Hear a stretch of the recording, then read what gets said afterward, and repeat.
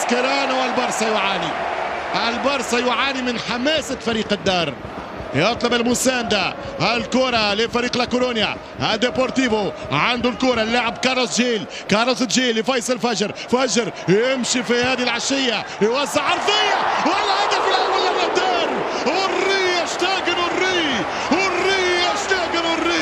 كانت كرة التقدم لديبور، مروا على كورونيا في البريميرا بارتي، واحدة واثنين مشات ولا أروع.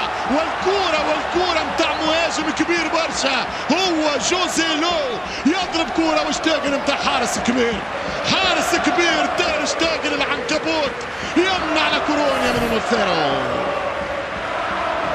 40 دقيقة وشوط مولع. مباراة ليست سهلة، ولذلك انطلقت في البداية وقلت كيف سينجح برشلونة بعد 4 أيام في السماء أن يرجع للأرض. ترجع الكرة في وسط ميدان بالراس، خطيرة مش ممكن، الحارس يشتغل.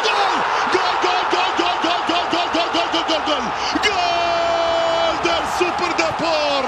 1-0 للا كورونيا. 1-0. هذا هو السؤال يحتاج لإجابة. كيف سينزل الأرض من السماء، البارسا من السماء إلى الأرض بعد سداسية التاريخ؟ 1-0 لا كورونيا في الدقيقة 40. 1-0 لديبور. هذا هو المجهود، هذه الكرة الثابتة، هذه الانطلاقة، فكان الكرة مشات وجات، تير شتاجن تركها، يضرب الكرة جوزيلو الهداف رقم 7 اللي يعوض هدافهم، يسجل في المرمى الهدف الأول مباراة. شوف الكرة، شوف المتابعة. الكرة الأولى ما دخلتش، فسخها شتاجن.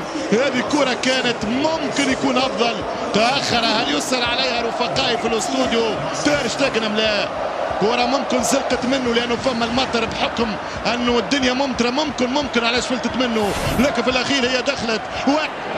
1-0 في الشوط الأول. الأرقام غريبة جدا. البارسا 6 محاولات والتعادل.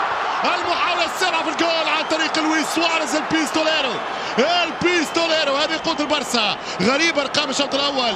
كنت باش نقول شوطة واحدة على المرمى في 6 محاولات هجومية للبارسا، ولكن بداية الشوط الثاني غير، وهذا ما نهيت به تساؤلي في نهاية الشوط الأول والتسليم الختمي. مقدم الاستوديو زميلي خالد، قلت الشوط الثاني هذا الموسم يعرف دائما تراجع من ديبورتيفو، ويعرف أفضلية كاسحة لبرشلونة. البيستوليرو لويس يطلق رصاصة العودة وكرة التعادل لا تصد ولا ترد يا جيرمان.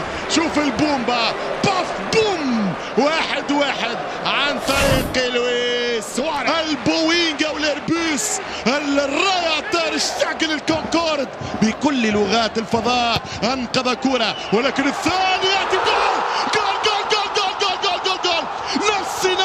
نفس السيناريو، انقذ كرة رهيبة معجزة، وقبل على كرة ثانية من ركنية موالية. أي السيناريو في الرياثور. أليكس بيرغانتينيوس مر من هنا وصعد هنا وحلق هنا وضرب هنا، والكونكورد رجعت على الأرض يا ميسي. الكونكورد والبوينغ رجعت على الأرض يا ليو. هناك كرة يسر عليها دفاع، جوردي قصير يتابع، يطلع فوق بيرغانتينيوس، يضرب الريد جولازو ديل ديبورتيفو.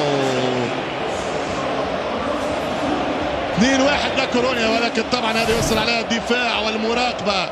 أين بروج المراقبة وأبراج المراقبة في برشلونة؟ هم يحتاجون يقولوا فما خطأ، لأنه تركز على جوردي ألبا، لأنه طلع فوق جوردي.